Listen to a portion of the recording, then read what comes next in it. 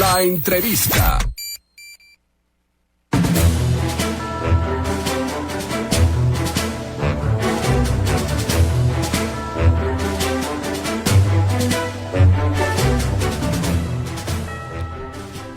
Muy interesante, el virus del papiloma humano. Sergio, buenas tardes, qué gusto saludarte. Gracias, buenas tardes, también igual a ti, a todos los que escuchan, Ana. Sí, mira, el día de hoy platicaba un poquito sobre el virus del papiloma humano, que, bueno, yo me imagino que bueno, muchos estarán ya familiarizados con este virus. Es bueno, en general, de hecho, los papilomavirus son virus que bueno, generan una gran cantidad de cánceres en el mundo, ¿verdad? Más o menos son responsables del 5% de los cánceres en el mundo. Esto es un dato importante porque generan cáncer en distintas regiones del cuerpo, ¿verdad? Pero por supuesto sabemos que de manera notable el cáncer cervicuterino, bueno, pues es el más importante, y esto porque prácticamente el 100% de los cánceres cervicuterinos sabemos que, por decirlo de algún modo, tuvieron su origen en una infección con el virus del papiloma humano. ¿Esto por qué, verdad? Esto porque este virus es un virus especial en este sentido, porque no es el único que genera cáncer. En definitiva, hay varios que están relacionados al cáncer o provocan cáncer en los seres humanos, por ejemplo. Pero este en particular tiene una característica que es la siguiente: cuando el virus penetra en las células, ¿verdad? De las células, ¿verdad? Y bueno, pues la zona de transformación se le llama, empieza a infectar células. El virus se encuentra, bueno, pues como los virus habitualmente están por ahí, como una entidad separada de lo que es la célula, por decirlo así, ¿verdad? Haciendo copias de sí mismo y todas estas cosas. Y bueno, cuando esto ocurre de manera normal, natural, pues digamos que el virus, su función es hacer copias y que estas copias de sí mismo salgan a infectar nuevas células, ¿verdad? Para esto el virus tiene dos genes que se llaman E6 y E7, ¿verdad? Y bueno, estos genes tienen la propiedad de que si no son mantenidos a raya, ¿verdad? Si no son controlados, entonces interfieren con las funciones normales de la célula de división celular y a la vez también con el proceso de apoptosis o muerte celular programada. ¿Esto por qué? Lo que hacen es, uno de estos promueve la división y el otro evita que la célula se muera, ¿verdad? Y entonces, cuando este virus, como te decía, está haciendo su actividad normal, solamente su único propósito, digamos, es hacer copias de sí mismo, pues esa parte del proceso infeccioso no es tan problemática y bueno, habitualmente cuando una mujer se infecta, permanecerá el virus en este estado de 1 a 2 años, ¿verdad? Más o menos, y es el tiempo que tiene para librarse de la infección. La gran mayoría de las infecciones se libran en este periodo.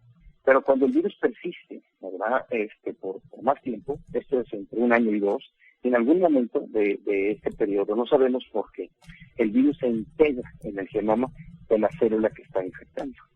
Y para poderse integrar, digamos que se corta en la región de un que se llama E1.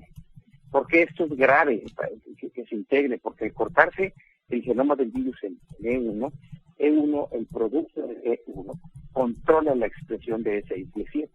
Y al cortarse E1, se libera ese freno que tienen E6 y E7, se libera el control, y E6 y E7 entonces empiezan a intervenir en las funciones de la célula, provocando que estas células se empiecen a dividir, tengan más propensión a seguirse dividiendo, y a la vez los mecanismos que existen para evitar que una célula se transforme en cancerígena, que es decir, son mecanismos que le llevan a la célula, por ejemplo, a morirse en la apoptosis, la muerte celular programada, son a la vez evitados por la otra proteína. Entonces, esto lo que genera es que con el paso del tiempo, una vez que el genoma del virus se haya integrado en el genoma de las células, con el tiempo, estas células se transforman, ¿verdad? Y se vuelvan cancerígenas. Entonces, esto toma, por supuesto, un buen número de años, incluso décadas, ¿verdad?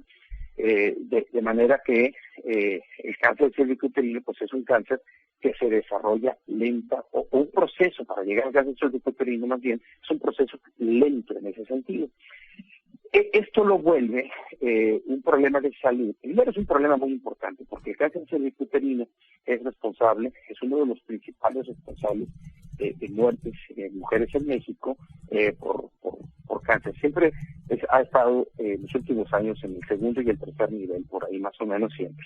Entonces esto es muy, muy importante y sin embargo es un cáncer que es prevenible, ¿verdad? Nosotros pudiéramos al menos este problema y todos detectarlo a tiempo, ¿verdad? Entonces ya existen campañas, se hacen campañas para el monitoreo del Papa Nicolau, ¿verdad? Por ejemplo. Y bueno, el Papa Nicolau es muy útil, eso sin duda. El Papa Nicolau lo que hace es que se estudia la morfología de la célula, o sea, cómo se observa la célula, se clasifican las células en base a su dismorfia, es decir, si la célula tiene una morfología más o menos anormal, un poquito anormal, hay por supuesto criterios, existen por supuesto en todo el mundo campañas de prevención que históricamente han digamos que llevado a cabo, basadas principalmente del Papa Nicolau, en donde se estudia la morfología de la célula y los patólogos, porque estas células al microscopio las tienen y las observan y en base a estas observaciones las clasifican en diferentes estadios previos al cáncer, que son estadios dismórficos, es decir, la célula empieza a mostrar cierta morfología, ciertas formas que ya son anormales, conforme más anormal, ¿verdad? O más vista el estado normal, van aumentando de clasificación, como NIC 1, 2 y 3, por ejemplo. Y después del NIC 3 ya se viene el cáncer cervicuterino, por ejemplo. Ahora, no es el proceso o la evolución, no es necesariamente lineal de forma unidireccional, sino que en ocasiones los pacientes, la célula, se puede caer en un NIC 1, NIC 2, por ejemplo, hasta NIC 3 y después regresa. Aquí la parte importante es saber si esta célula tiene o no integrado un virus del papiloma humano. Por eso es que el virus del papiloma humano, los epidemiólogos, cuando se refieren a él con respecto al cáncer cervicuterino, dicen que es una condición necesaria, más no suficiente. Es necesaria porque prácticamente no existen casi no existen casos de cáncer cervicuterino que no tengan un virus del papiloma humano asociado a ellos, ¿verdad? Entonces, es necesario en ese sentido, es decir, hay que buscar el virus para saber que existe el riesgo real, ¿sí? Y si no se encuentra el virus, bueno, pues casi con absoluta seguridad, aquella dismorfia regresará, ¿verdad? Casi seguro, y no progresará hasta cáncer. En la vasta mayoría de los casos no así será. Así que se vuelve muy importante detectar el virus. Dicen que no es suficiente, condición suficiente, porque evidentemente, además de esta infección, se requieren de otros factores ambientales, hormonales, por ejemplo, para que se desarrolle el cáncer. Pero es necesario, es decir, tiene que estar el virus presente prácticamente, ¿no? Entonces, buscar el virus se vuelve una segunda estrategia muy importante, porque podemos de aquí concluir que sin virus, ¿verdad?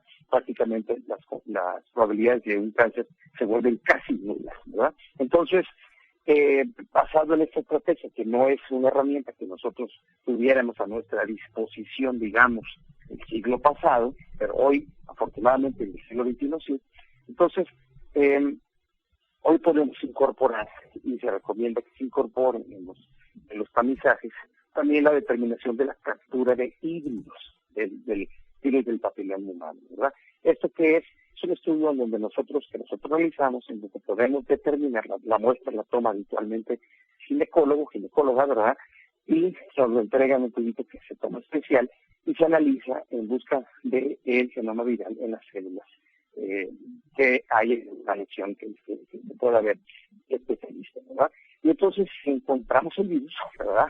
Bueno, pues ya se tiene la certeza de que hay una infección, por ejemplo. Si no lo encontramos, esta prueba tiene un valor predictivo negativo de casi el 100%. ¿Qué quiere decir esto? Quiere decir que una mujer con un resultado negativo, el riesgo de que desarrolle en los próximos años un cáncer cervicuterino es prácticamente nulo. En un estudio de la India, que ya tiene una década que se llevó a cabo más o menos, en ese estudio se determinó el riesgo de que una mujer con un resultado negativo desarrollara cáncer cervicuterino en los próximos 8 años era prácticamente nulo. Claro, el tiempo en el que habrá que seguir haciendo el siguiente estudio lo va a determinar el médico especialista, por supuesto. Yo solo estoy citando los datos del estudio. Sí, claro. ¿Verdad? Entonces, este es el mensaje, ¿no? Importantísimo el mensaje. Ustedes en Grupo Lister realizan este examen precisamente, químico. Así es, nosotros realizamos este examen en Grupo Lister, ya lo venimos haciendo desde hace más de una década, ¿verdad? Uh-huh. Es un estudio que se realiza en el Departamento de Diagnóstico Molecular, en el laboratorio de Lister Alta Especialidad, y bueno, pues es el mismo laboratorio que realiza los pruebas de SARS-CoV-2, por ejemplo, las PCRs, así también, pues incluso también hacemos una PCR para el virus del papiloma humano, porque yo ahorita me enfoqué por cuestiones de tiempo, ¿verdad?, en la mujer y en la captura de híbridos, pero también realizamos una PCR que también se puede hacer en mujeres, pero también se puede hacer en hombres, por ejemplo, ¿verdad? Claro. Y entonces, detectamos 28 serotipos porque existen muchísimos virus del papiloma humano, hay más de 200 descritos a la fecha, y los clasificamos en base al riesgo que presentan, como de alto y bajo riesgo.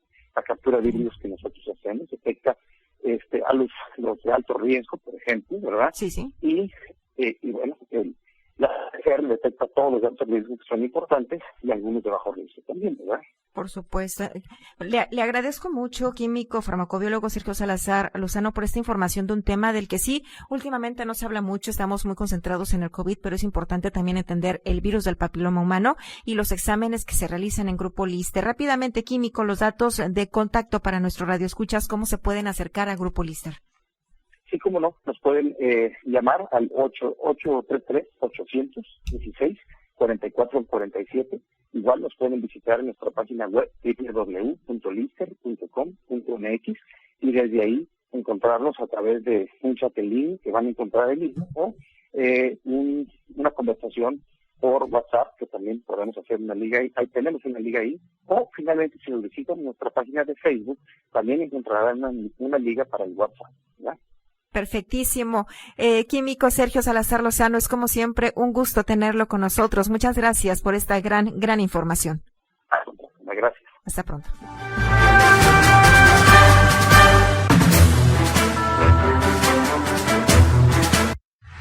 La entrevista.